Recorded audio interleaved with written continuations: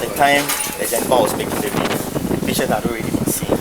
A line had been said they had given antibiotics and analgesics, and infusion was running. But when he came, he wanted to be attended to in a way he felt was appropriate by his own standards, because when he came, our nurses dressed his wound to stop the bleeding and told him to wait, because the others who were more injured like he was. And that's when he got offended and took the video and started. And this a tragedy where... So it was the patient himself who was making the video? Yes, he himself. He had a laceration over the fingers. Exactly, over the fingers. Yeah. So they told him that, well, there are people who were more critically wounded and needed more care. So have patience. Somebody else was doing no, the video. So he had the body cam. Oh, he had the body cam? Yes. From the videos, it looks like that. So but he did all the recording and posted it himself. So that was when it started, and then a mob came in and threatened our staff. Because of the video, other people came from outside? Yes, but they were already a group. I think they were a group who were moving together and the incident occurred. So when they brought the first injured, they had the most injured one, the rest joined in.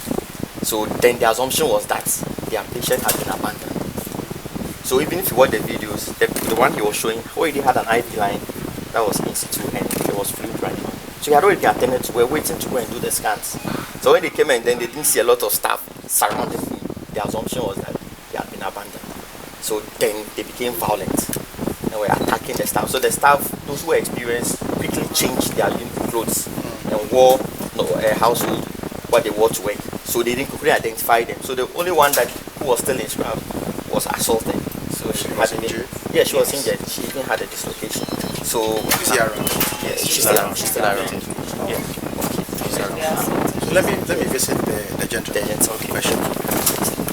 So I offered to suture his lacerations for him. When I prepared the tray and everything, and I invited him to come over, he left. So it looks as if he wasn't interested in the care we're going to give him, because we prepared everything.